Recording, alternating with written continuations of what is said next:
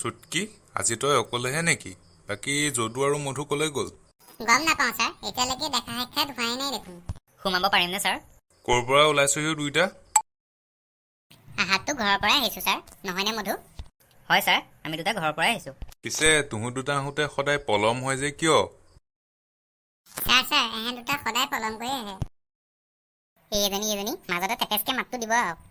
ঘৰৰ পৰা ওলাওঁতে যিটো সময়মতেই সুধিছো ওলাওঁ, সেইটো ছাৰ। উত্তৰ দে। তেতিয়াহ'লে পলম কিয় হয়? ছাৰ, আমাৰ বিদ্যালয়ৰ আগত এখন বেনাৰত মৰা হৈ আছে। আগত বিদ্যালয় আছে, লাহে লাহে যাব। সেইকাৰণে লাহে লাহে আহোঁতে পলম হৈ যায়, নহয়নে যদু? হয়। গৰু দুটা সেইখন তুহঁতৰ কাৰণে নহয়, সেইখন যান বাহনৰ কাৰণেহে লিখা আছে তাত। আমাৰনো কি দুখ, তাত লিখা থাকিব লাগে আকৌ যান বাহনৰ কাৰণেহে বুলি।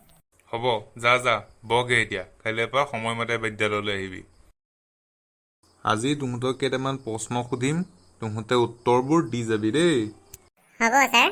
মধু, তই কচোন, কাণেৰে নুশুনা মানুহক কি বুলি কোৱা হয়? তুহুঁ দুটাহি আকৌ ইয়াৰ পালেহি যে। অকণমান পাছত এনেও খাৰা হ'মেই যে, সেইকাৰণে একেবাৰে উঠি আছোঁ ছাৰ। বাৰু দে, এতিয়া উত্তৰটো ক।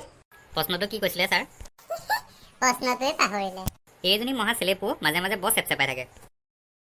কাণেৰে নুশুনা মানুহক কি বুলি কোৱা হয়? তেওঁলোকক মন গ'লে যি টি ক'ব পাৰি ছাৰ, কাৰণ তেওঁলোকে কাণেৰে একোৱেই নুশুনে।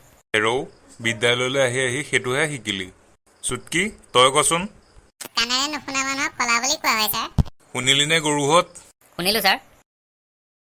এইবাৰ যদুৱে ক, হৰধনু কোনে ভাঙিছিলে? কেতিয়া ছাৰ? মই নাই ভঙাটো, মধুৱে ভাঙিব পাৰে ছাৰ। মই নাই ভঙা ছাৰ, মই দেখোন তোৰ লগতহে আহিছিলোঁ। হ'ব আৰু দে, ফালিলি আৰু তুহঁতে। এইবাৰ দুইটাকে সুধিছোঁ, কচোন, জনমূৰি আই মানে কি? জনমূৰি আই? জনমূৰি আই মানে কি ক? জানো ছাৰ।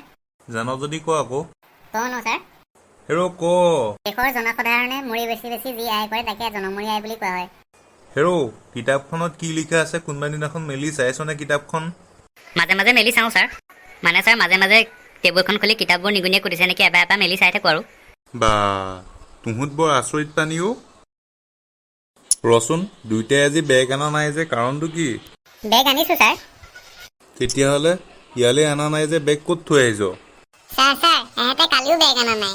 চেলেপুজনী এজনী, তই অলপ সময় মনে মনে থাকিব নোৱাৰ নেকি? ঐ, বেগ কি কৰিলি সেইটো ক।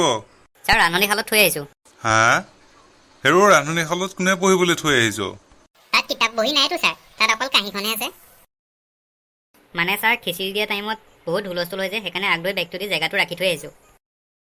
হেৰৌ, তুহঁতকেইটা অকল খিচিৰি খাবলৈহে বিদ্যালয়লৈ আহিছ নেকি? হয় ছাৰ। মানে ছাৰ, বিদ্যালয়ত ভাত আৰু খিচিৰি দিয়াৰ পৰা ঘৰত ভাত আৰু খিচিৰি নোখোৱাই হ'লো। বিদ্যালয়তে পেট পূজাটো কৰি দিওঁ আৰু। তুহঁতকেইটাৰ মূৰত কি আছে অ'? ঘিউ নে গোবৰ? নাজানো নহয় ছাৰ, কিন্তু কিছুমান মানুহে ঘিউ আছে বুলি কয় আৰু কিছুমান মানুহে গোবৰ আছে বুলিও কয়। কিন্তু আজিলৈকে দুইটাই খুলি চোৱা নাই হ'লে কিন্তু দেই। বা, মানিছোঁ আৰু দেই তুহঁত দুটাক। ছাৰ, বেল মাৰিলে, খিচিৰি খোৱা টাইম হৈ গ'ল, আমি দুটা যাওঁ দেই। ঐ, শুন। কালিলৈ অসমীয়াৰ কবিতা মুখস্থ কৰি আহিবি। হ'ব ছাৰ, হ'ব। এতিয়া আমি যাওঁ দিয়ক। কি যে হ'ব নহয় এই সোপাক লৈ। দে, যি আছে যি নাই, ময়ো খিচিৰি অকণকে খাই লওঁগৈ আৰু।